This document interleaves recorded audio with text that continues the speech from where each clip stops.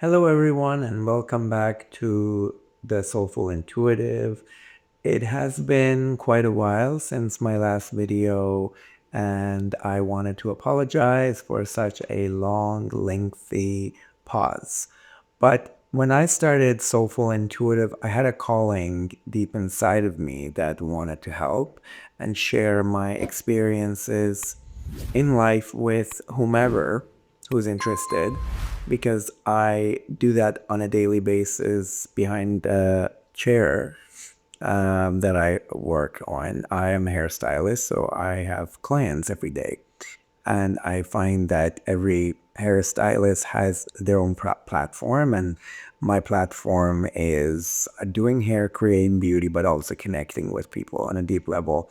And I go through phases where I'm talking about the same thing with different people, and the collective problems seem to be the same, including what's happening in my own life. And I thought, well, if I can somehow use the YouTube platform to put it out there, even if it helps 10 people, the way that I can connect and talk to my clients every day, then it's 10 more people that I can help. And that really satisfies me.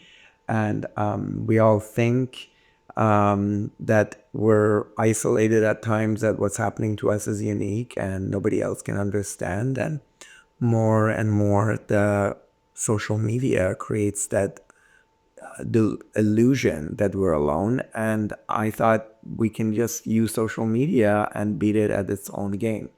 So after making quite a few contents, I just lost the zest for doing it, because I felt like I was like repeating the same thing over and over again, which by itself was not a bad thing, but it wasn't exciting.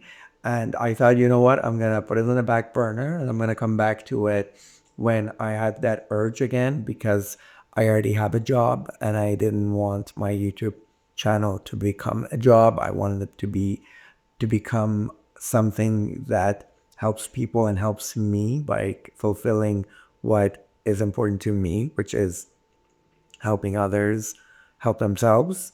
And because ultimately nobody can help us, we can only help ourselves. But sometimes by talking to others on a deep level, we can create connections. And that's why I stopped. And now that we talked about that, we're gonna talk about a new topic that I've been just coming across a lot in the past few months, and in my life and in the lives of others around me. So let's just say that there has been a recurrent theme in people's lives that I'm aware of, and also my own life, which is this collective whisper in our ears, in our head, that is constantly telling us that we're not good enough, that we are not worthy, that we're not lovable, that we should be afraid, that we're insignificant. And then I started connecting the dots, that how is it that regardless of your age and regardless of your circumstances and regardless of your sex or race, we're all hearing the same thing. And then we identify to that voice as my thoughts, our thoughts, my feeling. And then it becomes part of us by falsely identifying with that whisper, because it comes in a form of a whisper, when, let's say, I'm a hairstylist and I pretty much see the same clients over and over again. And I have a connection with them. They've been coming to me for years. And when I'm going through low vibration period of my life or days, or I'm feeling vibing low for whatever reason, then I do a client's hair. And then the whole time I'm doing their hair, I'm thinking it's not good enough. It's not good enough. And they like it. They love it, they leave, and then I go home and I think, oh, they probably don't like it. They're probably going to be mad at me. They're going to reject me. They're not going to. So that fear of rejection then pushes me to message them and say, hey, it was so good seeing you. How do you like your hair? Which quality check is always good. But I only know what I'm feeling because now I am feeling insecure because of that whisper. And all of a sudden, I'm forgetting that my skills didn't go away overnight, that the same client has been coming back to me for years, probably likes what I do very much. They've said it so many times. But there's no rhyme and reason and bringing logic when it comes to that whisper because it finds whatever crack you have in your psyche due to your childhood or some severe trauma and the message that you took from that trauma. For example, in my case, is due to my childhood problems, I experienced a sense of rejection by someone who should have only loved me. And because as a child, the message that you get when your primary caregiver rejects you is that you're not good enough. So that sense of not being good enough then gets edged in your psyche. And then that whisper uses that, because it's an unhealed wound, to enter your thoughts and then make that whisper your own thought. So it affects you in a way, in a very subtle way. And if you're not aware enough, then you let that insecurity brings about signs of unworthiness and symptoms of being not being lovable, not being accepted in your external world. So because let's say it's the same whisper that whispers these things in my head that whispers it in other people's head as well. And it's a collective darkness, as I want to call it, because the collective darkness has only one agenda: to cause low vibrational thoughts in our head, because that's all the power it has. And by causing that low vibration thoughts like nobody wants you, nobody loves you, you're not good enough, you're a loser, we then lose our power. So then when we lose our power, then we go externally looking for that power to be filled. And no external forces, no reaching out externally can fill that void. If you really want to understand that, then think about the influencers. If you have an influencer friend and they have, let's say, thousands, or depending on how big they are, hundreds of thousands of positive comments, they don't really focus on that. They focus on that like few negative comments that they got. Because when you're externally building self-esteem and self-worth, it's a mirage, it's not real. Because then you're only as confident or you're only as secure as your last positive feedback. And I'm not saying feedback is bad, but I am saying when you lose your power voluntarily, you hand it over to that whisper, then you're now exposed. So then what you're going to do is you're going to reach out and try to make that feeling go away externally. So if, let's say, you feel unlovable because of that whisper, then you're going to try to force people outside of you to love you. And we all know we can't force anyone to love us. Love is a free exchange.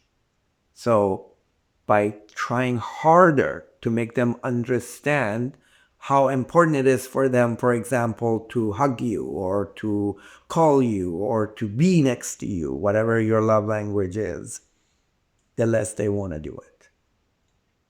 Because we only care about others not loving us. We focus on that aspect of it when that whisper has disarmed us from loving ourselves and giving us reasons why we're not loving or love worthy. So that is something that I keep hearing.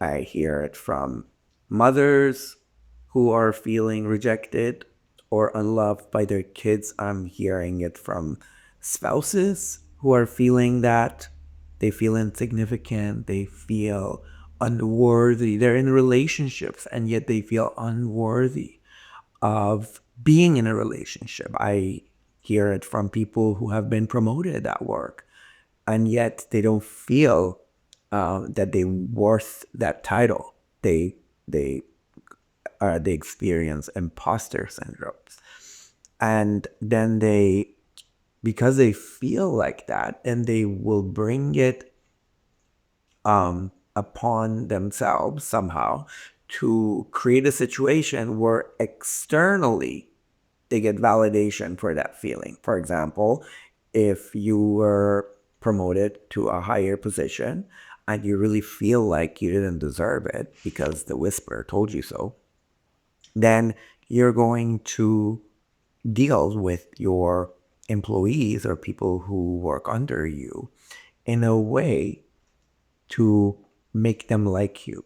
And we all know what happens when we make people like us, because at least one of them is going to see how vulnerable you are, and they're going to not like you by putting their finger in that sore spot, which then takes you back to your childhood or earlier in your life where that trauma left a mark in your soul. So you try harder to make them like you, and at some point you lose the plot. And then externally, you get validation that you were not worth it. You did not deserve to be that boss. You did not deserve to be that manager. You did not deserve to be that supervisor. You did not deserve to own your business. And then you try to blame it on people around you. But really, what has happened is the whisper made you lose your power, lose your confidence, lose your sense of responsibility, lose your sense of worthiness.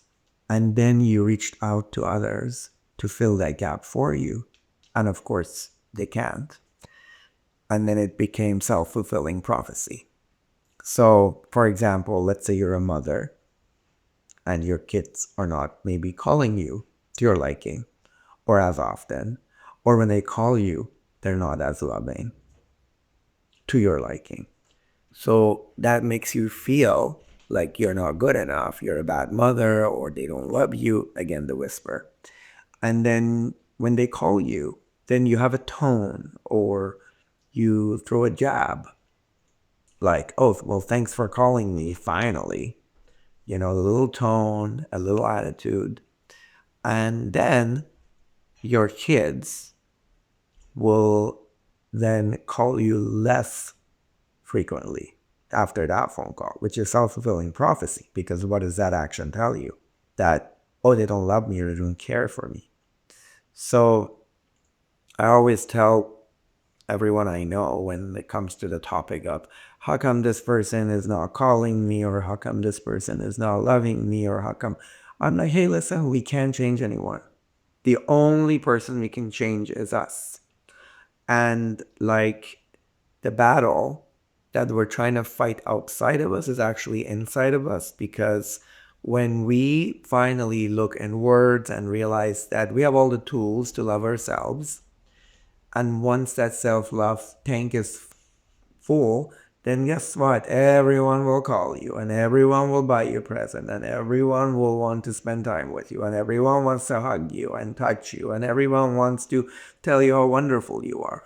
Because then that self-belief that you're good enough is then projected outside of you, and then your external world will copy how you're feeling on the inside. But that voice that has been around since humanity's been around does not want any of us to go inwards and do the work, does not want any of us to vibrate high, because when we're vibrating high, that voice cannot penetrate us. Therefore, the pain, the anxiety, the fear, the frustration, the doubt, all that low vibrational feeling and sensations and thoughts will no longer be part of our psyche. It's not part of how we are vibrating and where we're vibrating. So therefore, that realm, that darkness, that collective low vibrational entity cannot use our energy and cannot control us, because like any realm, that darkness only can survive if we give our power to the darkness.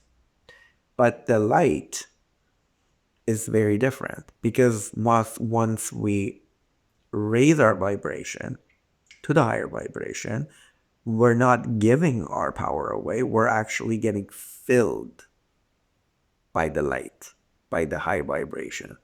So therefore, instead of us wanting to get the love back from people, we actually resonate the love, because we're so overwhelmed with love and confidence and worthiness that it's spewing out of us and goes towards the world, our immediate world and the world at large. So therefore, people want to be around it because it's intoxicating. But you know who doesn't want to be around us when we are vibing low? No one. Because then we're sucking the energy out of them. And then that energy that we sucked out of them will be then transferred to that dark realm. That realm that whispers, go and jump off the roof. Nobody will care. You're not smart enough. You're not good looking enough. Who do you think you are? Just got lucky. You know how people say, I just got lucky. I got lucky that I found love. I got lucky that I survived. I got lucky that I got a job. That's that whisper. The whisper wants to take your power away.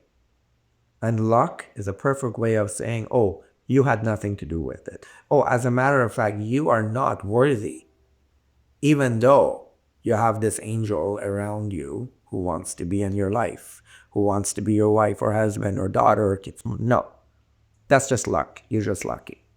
And you know what's so important about luck? It can be taken away from you any minute.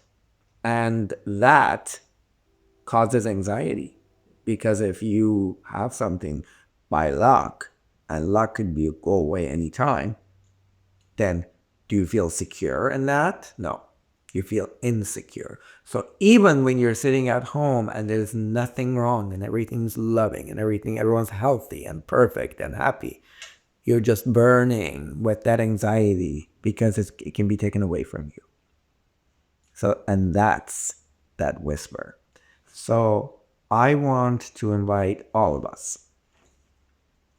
to be aware when we get that whisper. And when that whisper comes in all forms and shapes, realize that we are hearing the whisper, feeling the whisper, because our vibration is now low.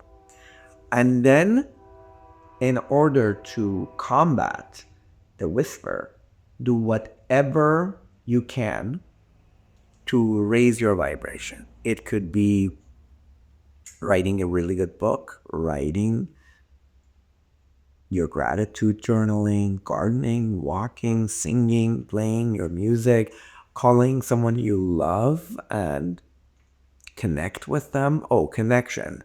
Connection with your loved ones is so important. And that's like one of the very strong remedies towards this disease of whisper, the collective dark whispering in our soul, and making us feel and be and act insignificantly. So that's a daily practice. It happens throughout the day. Sometimes it surprises us, but after the shock goes away, we need to step away going, no, it's not my thought. It's the collective whisper. It's not my feeling. It's the collective darkness. And what I'm going to do is instead of telling or convincing the whisper that, no, you're wrong, there's no convincing the whisper. The whisper has been around before we have been around. The whisper has only one agenda: to make you feel powerless and insignificant. So therefore, the whisper is always going to be there. But that doesn't mean that we need to associate with it or identify with it. Then we will raise our own vibration. Because if what one thing that the whisper can't do, cannot raise to the light. Because the whisper is doomed to vibrate low for eternity. So once we raise our vibration, the whisper has no power. But that doesn't mean that the whisper is not sticking around for that moment that you are low. Let's say you just got sick, or somebody yelled at you, or you just lost your job, or you just got bad news or something. Things happen. And at those moments, we're vulnerable. So when those moments happen, we need to have our guards up, and we need to realize that now we're fair game for whisper. But if we've already established a very solid routine, a daily routine to keep our vibration up with different things that we do, because if it just can't be gardening, because sometimes you can't garden, and it just can't be walking, because sometimes you can go for a walk in nature, and sometimes your loved ones don't answer your calls. You have to have a full bag of remedies. But if you do, and we all can, then we are pretty much bulletproof. So I'm going to leave you with that, and I will come back to it because it's such a contagious problem. One might add the biggest problem, the biggest challenge, the biggest struggle, but we can then look at it from different angles, different examples, different scenarios, different people, different approaches, different remedies. And if this resonates with you, which I'm sure we're all suffering from this whisper worldwide, then we can just bring our own examples, either in our journals, or when we're just doing our meditation, or in your thoughts, or with your friends when you're talking. And just the more we shine light on it, the more we understand it, and the better we understand it, the more we're equipped to protect ourselves against what that whisper ultimately wants all of us to be and to do. Thank you very much, and I will talk to you in our next talk. Thank you.